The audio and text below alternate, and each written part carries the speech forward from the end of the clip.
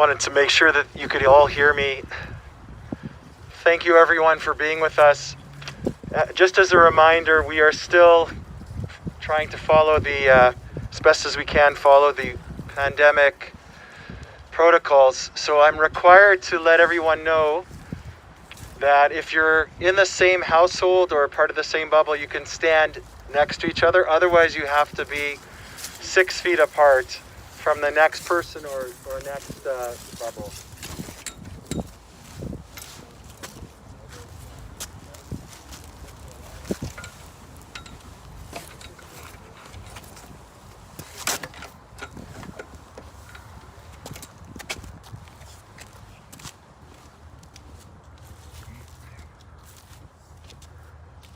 Wanted to begin the service with these words, these ancient words from the book of Psalms, and this is Psalm 23.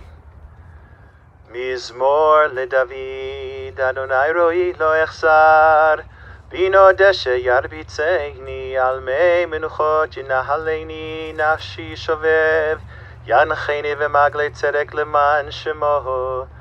Gama ki eilech begates al mavet, lo yirara ki ata imadi, shiftecha umishantecha, hema yinachamuni, taroch lefanai shulchan neged tzorerai, dishanta v'shemen roshi, kosi revayach tov, v'chesed yirdefuni kol yemei chayai, v'shavti b'veit Adonai le'orech yamim. Psalm of David, Adonai is my shepherd, I shall not want, giving me repose in green meadows, leading me beside the still waters to revive my spirit, guiding me on the right path, for that is God's essence. Though I walk through a valley of the shadow of death, I fear no harm, for you are with me. Your staff and your rod comfort me. You prepare a banquet for me in the presence of my foes. You anoint my head with oil. My cup overflows. And surely goodness and kindness shall be my portion all the days of my life, and I shall dwell in the house of Adonai forever.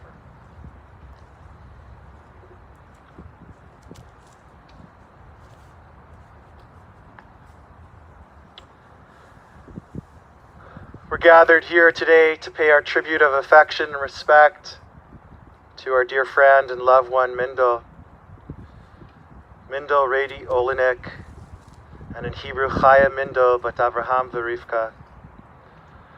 Mindel was predeceased by her parents, Rose and Max Rady, her husband, Tom, her in-laws, Anna and Zalman Olenick, her brother-in-law, Morley Blankstein, and her sister-in-law and brothers-in-law, Eva and Max Nate, Adel Dierenfeld, and Max Plotzker.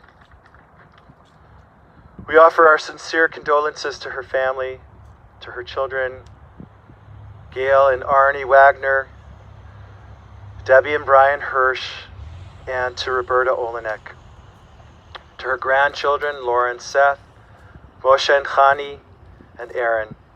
And to her great-grandchildren, Tzipora Golda, Tuvia Meir, Esther, Menucha, Rusi, and Sarah Chava.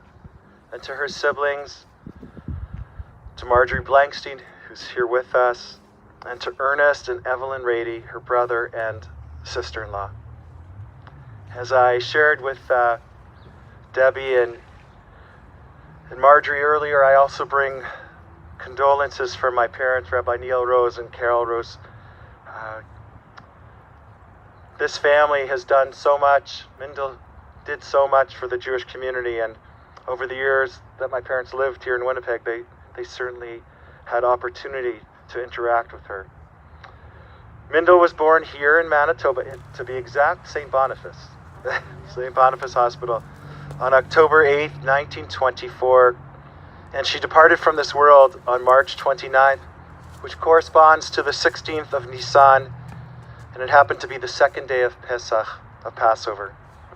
As many of you know, today is Chol HaMoed, one of the intermediate days of Passover.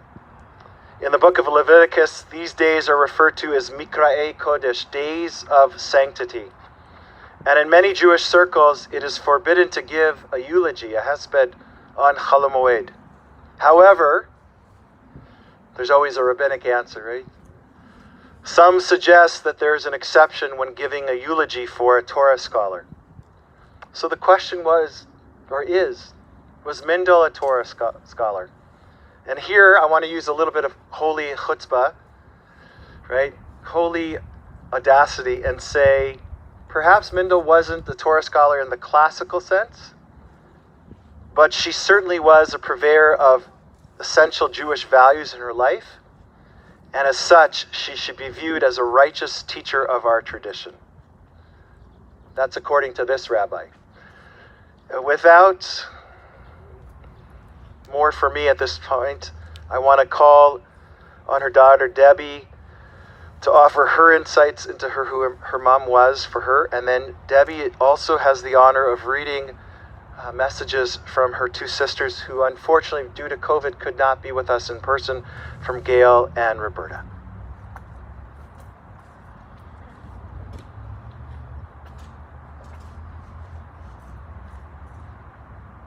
I don't think I've ever heard my voice over a mic before. Here we go.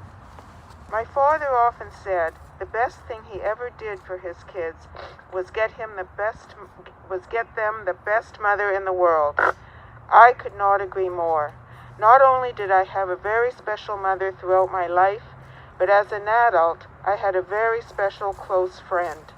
I can tell you, as her daughter and her friend, my mother was an exceptional person.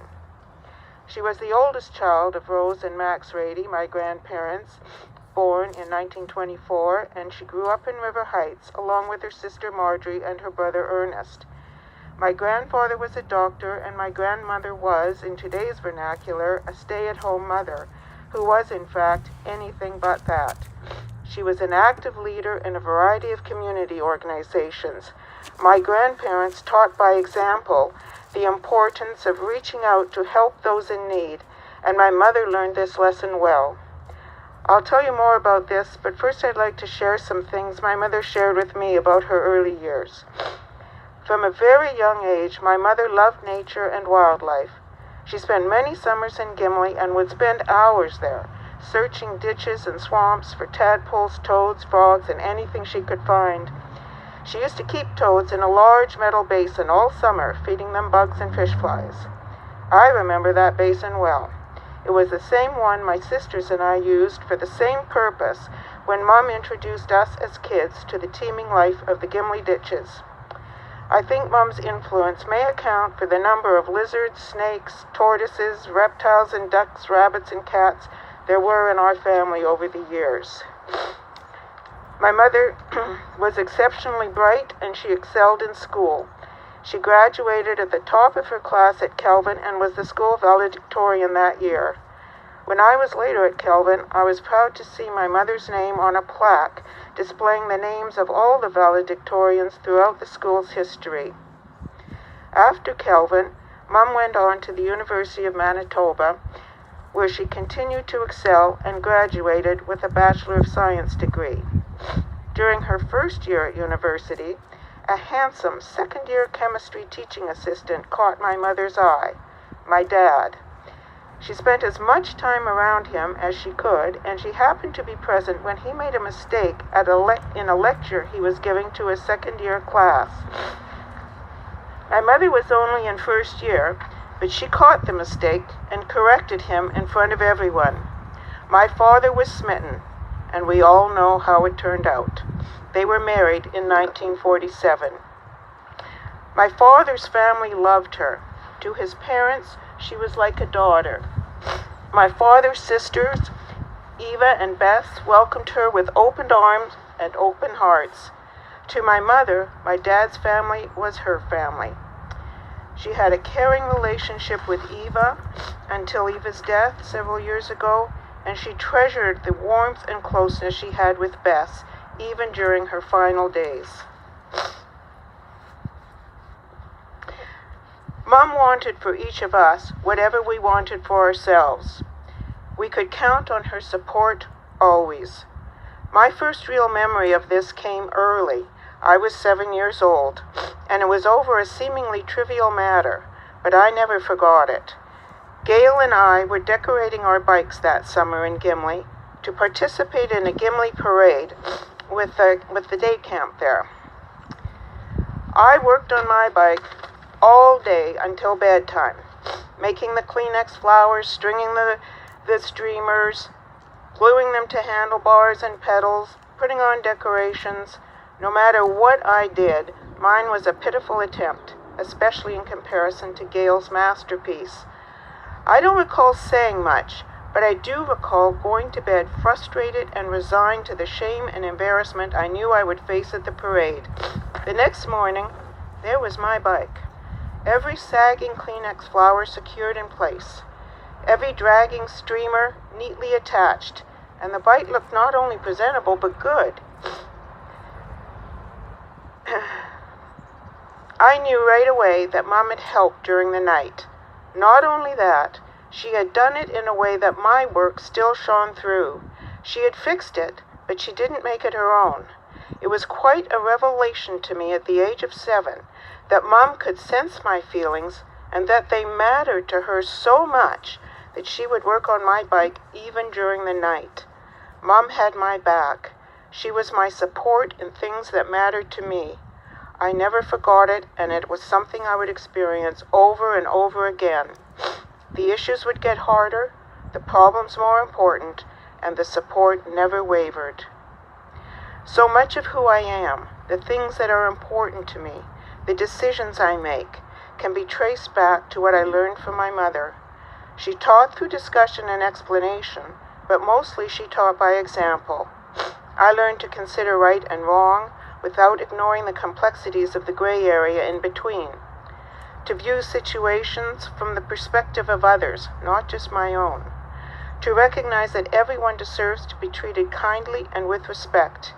Most importantly, and in her words, I taught all you kids to be reliable and to stick to your word. And she added with pride that we had all mastered the lesson. I would be hard-pressed to think of a time when Mom allowed her own needs or priorities to take precedence over those of others. For her, my father, and my sisters and me came first. Other members of the family and her friends knew they could count on her too. She gave of herself in countless ways, never expecting or even wanting anything in return. It was enough for her to know she had helped. There were little things she did, like preparing meals for friends who were sick, and then she would deliver them ready to eat. And there were bigger things. I was pretty young, but I remember when my mother put everything aside to go to a member of our extended family who had just got home from the hospital after surgery. Mom explained that this person was very sad about the surgery and not feeling well and had asked for help washing her hair. It was a busy day for Mom, but she said to me, "Let's go," and we went together. My part amounted to sitting patiently and watching. I saw Mom give just the right kind of assistance to ease the physical pain, and I watched her listen in just the right way to show caring and understanding. I felt the change as my mother somehow took control of a tense emotional situation and transformed it into a relaxed and comfortable one. It was quite a lesson in compassion she gave me that day. Mom had a range of interests. There was bridge.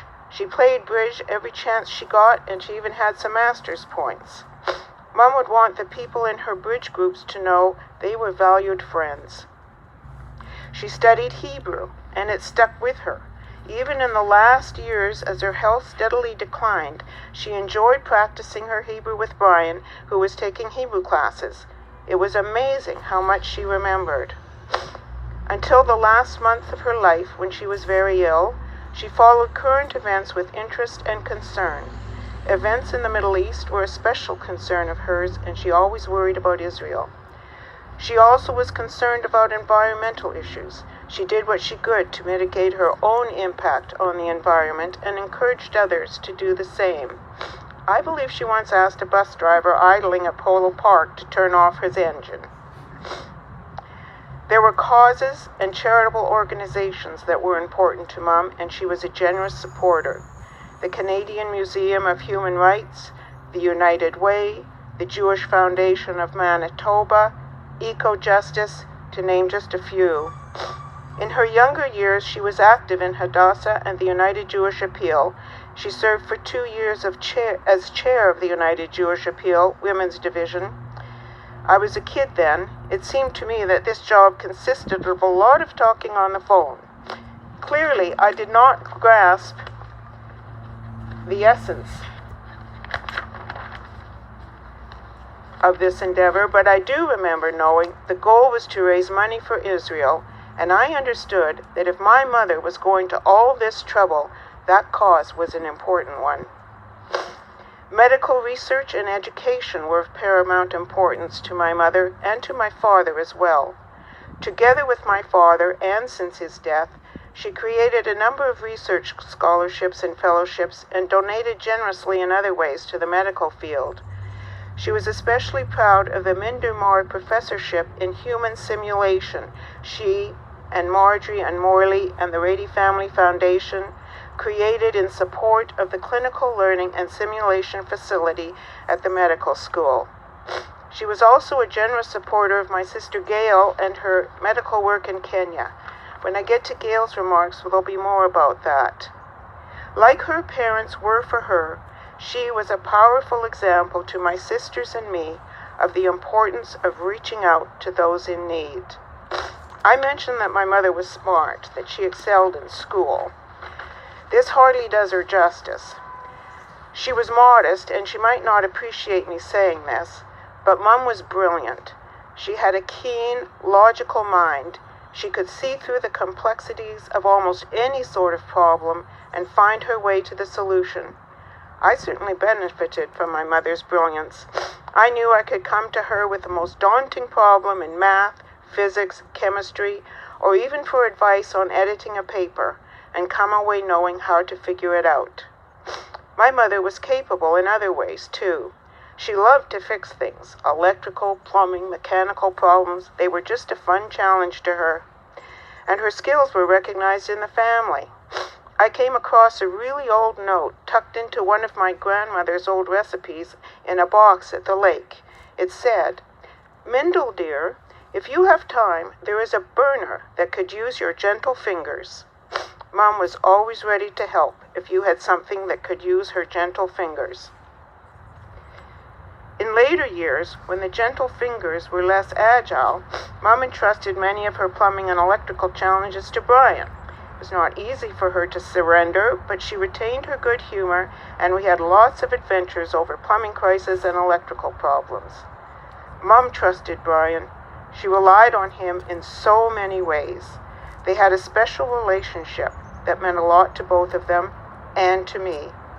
In fact, during the last years of her life, as her physical and other challenges became increasingly difficult, she counted more and more on Brian in areas extending far beyond plumbing and electrical problems. If I had to describe Mom in a single word, or maybe 2 words, I would say positive outlook. There were many occasions when Mom would say, "You know, I know people who keep wishing they were younger. Not me. I've always liked the age I am." At one point, though, in her early 90s, she did admit to wanting to be younger. She thought maybe even as young as 85, because she was driving then.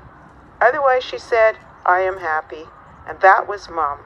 This positive, optimistic outlook on life was the cornerstone of who she was. She saw good.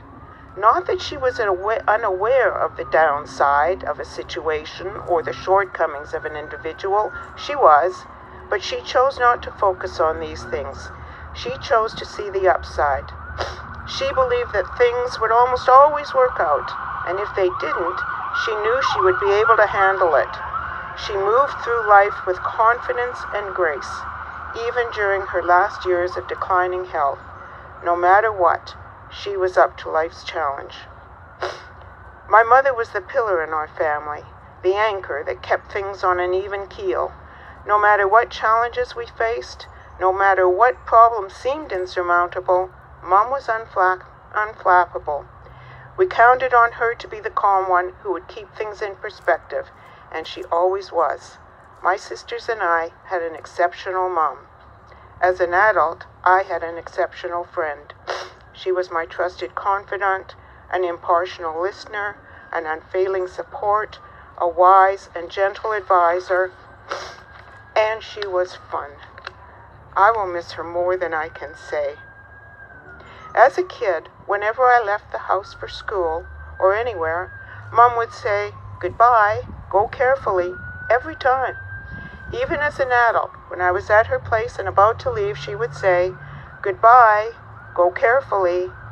So now, Mom, goodbye, go carefully. I'd just like to take a moment to make one final comment.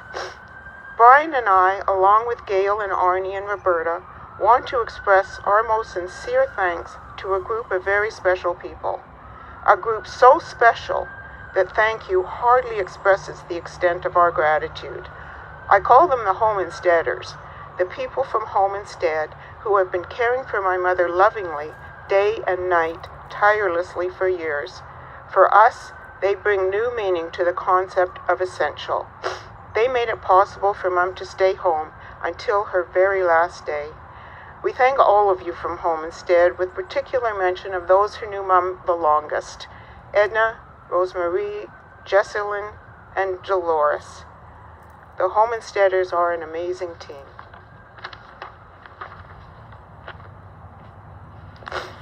I'm now going to share with you the remarks from my sisters. I'll start with Gail's. I wish COVID had allowed me to be here in person. What can I say about my mother that my sister Debbie hasn't already said so well? My mother was a brilliant woman who was humble about her brilliance. She was truly content with herself and her life in a way that most people are not. I envied her calmness and her acceptance of events as they unfolded.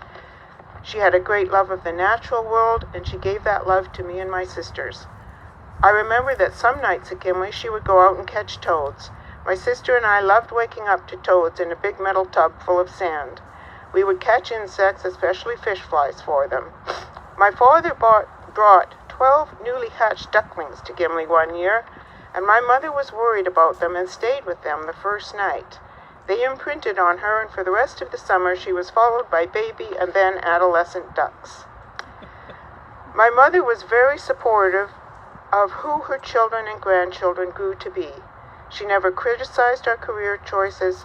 She accepted Arnie as a son right from the time I brought him home.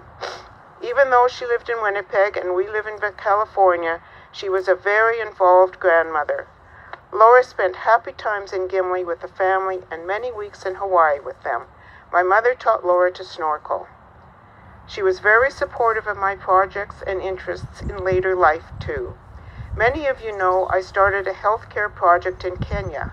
My mother donated the money for the first hospital building, which transformed medical care in our area of rural Kenya. Her picture is at the entrance for all to see.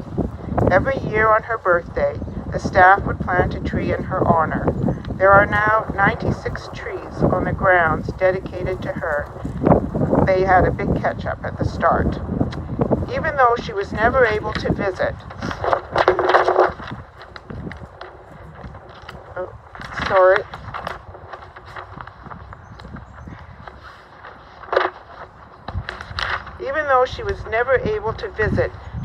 she is loved and remembered there. My mother was a special person, and I will carry her with me for the rest of my life. I love you and miss you, Mom.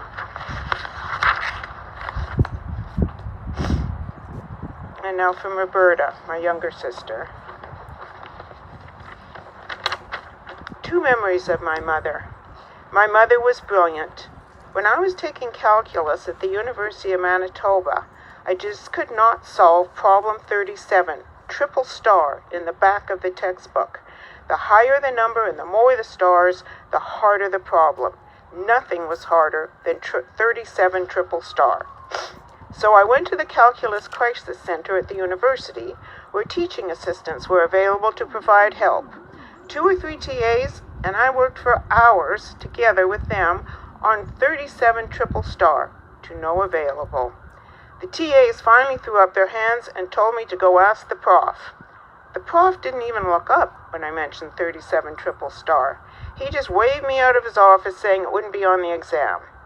So I turned to my mother for help. She asked me if I really had to solve 37 triple star. She meant would it be on the exam. But I really did have to solve it. It was troubling me that I could not, especially after all that effort. So I sort of kind of lied and said, yeah, I had to solve it. She told me to leave her the textbook and she would look at it. Problem 37 triple star was an integration problem. My mother had studied differential calculus many decades before when she was a student, but not integration. So the afternoon I left her my for the afternoon I left her my textbook. She reviewed differentiation, taught herself integration, and then solved problem 37 triple star. The TAs at the Calculus Crisis Center were in awe when I showed them my mother's solution written in her neat hand. More important than her brilliance was my mother's boundless compassion and empathy. When I was 5 or 6 years old, my mother and I were out in the yard one warm day. I started entertaining myself by stomping on ants. After a few of these industrious creatures fell victim to the thoughtless sole of my shoe, my mother asked me what I was doing. Stepping on ants.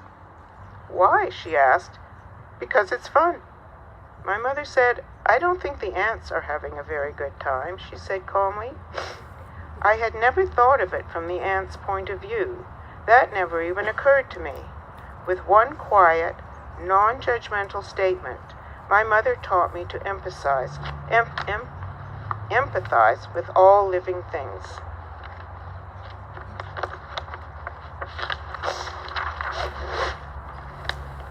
I have never intentionally stepped on an innocent ant again. Years later, I struck up a conversation with a social worker I chanced to meet in a cafe in Phoenix. The social worker worked with troubled youth charged with violent crimes. She talked about their rough upbringing and the lack of compassionate role models. I told her the story about my mother and the ants. Her eyes welled up. She told me she wished everyone had a mother as wonderful as mine. I was blessed to have such a wonderful mother. Thank you, Mom, for everything. I love you. Rest in well-earned peace.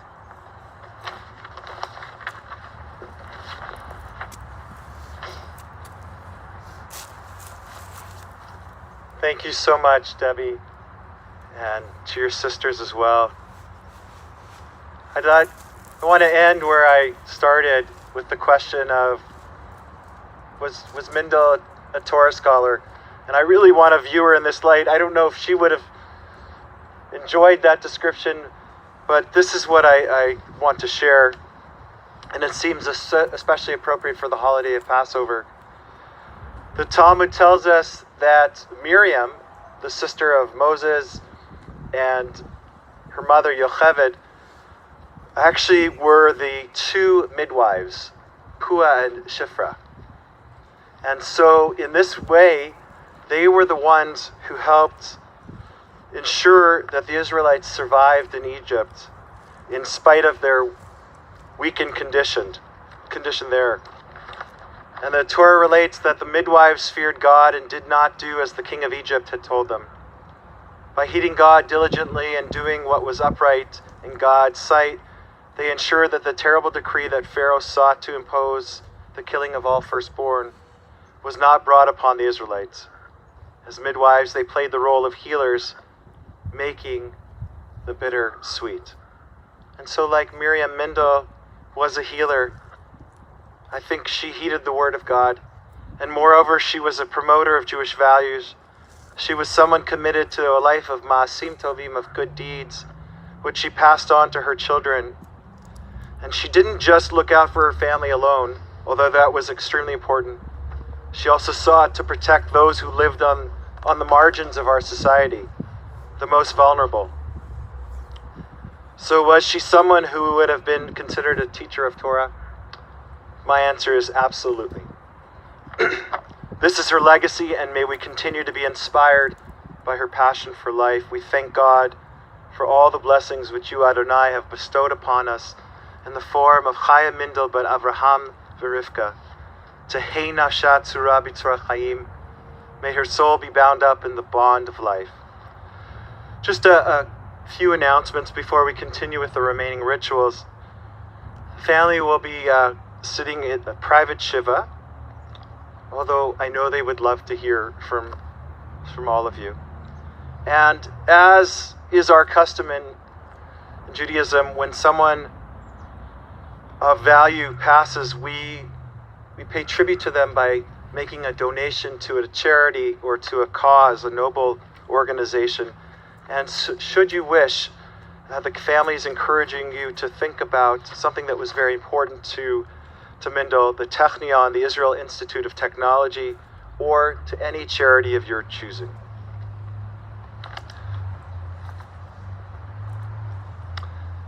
At this time, I'm going to head over to where the casket is.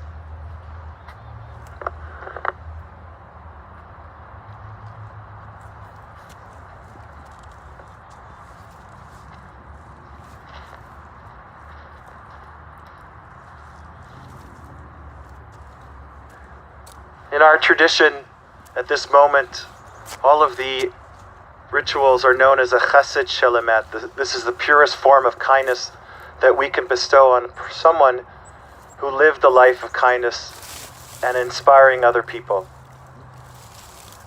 Due to COVID, we're going to have to limit the amount of times we place earth on the casket. So what I'm going to encourage you to do is to take a hold of, if you can, to take a hold of the shovel. We hold it in this unusual manner, and it's a way to let God know we're disappointed with God's choice in taking our loved one, but we ultimately acquiesce to God's decision by placing the earth on top. We do it one way in this unusual manner, and then we flip it over as we ordinarily would and do it this way. And then we're careful to place the shovel back where we found it and allow the next person to enter into this sacred space and be able to participate in this holy mitzvah. There are shovels on both sides. I know it's a little bit complicated, but if some folks want to come over here and others want to go there, we can do this simultaneously, but we just still want to ensure that there's distance.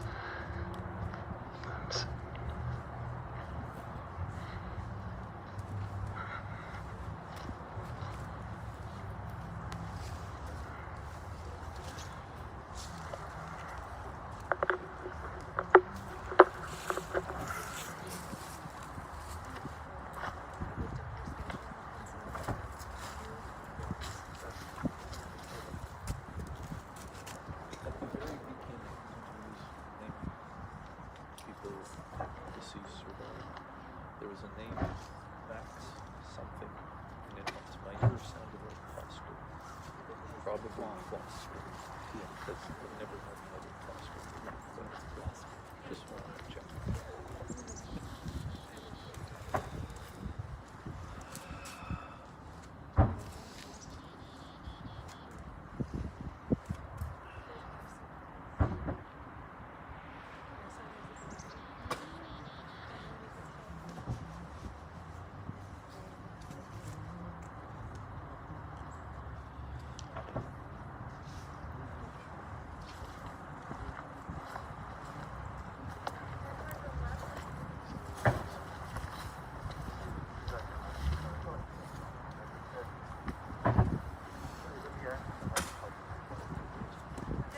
Go race from here.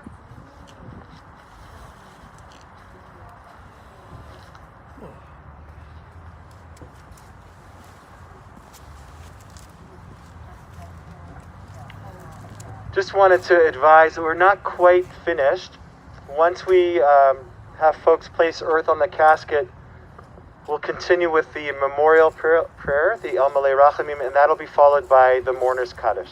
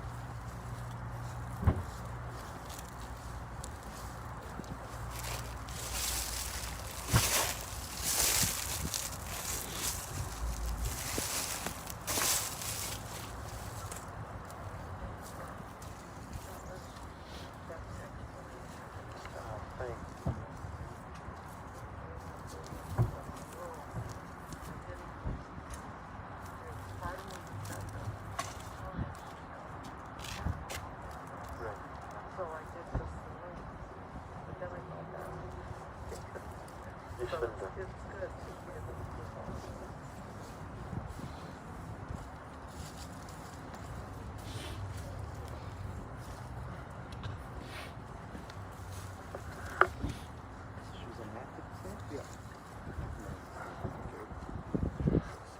She was a very nice lady.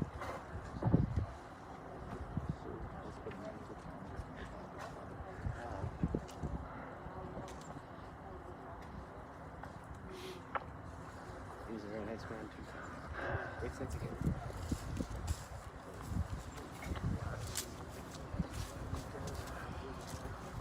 Folks, if we can gather together, maintaining our distance from one another as necessary, we're going to conclude with the closing rituals. I'm going to recite the El Malei Rachamim, the memorial prayer, and that will be followed by the recitation of the mourner's Kaddish. El Malei Rachamim Eshochein Bamromim Hamtzeh Menucha Nechona Tachat Kanfei Shechina B'ma'alot Kedoshim Utorim K'zorah Ki Amazirim Et Nishmat Chaya Mindel Bat Avram V'Rivka Shelcha Le'olama B'Gan Eden Tehei Menuchata Ana Ba'al Rachamim Hastireha B'Setek Knafecha Yitzrach Hayim Tehei Nishmata Adonai Nachlata V'Tanuch B'Shalom HaMishkava V'Nomar Amen. Together, as this close community that's gathered to pay tribute to Mindel, we are going, along with the mourners, we're going to recite the mourner's Kaddish. Yitgadal v'yitgadash Shemei Rabbah Ve'alma divrach Yirutei V'yamlich Malchutei B'chayechon v'yomechon V'chayei B'chol Beit Yisrael B'agala U'vizman Kari V'yimaru Amen.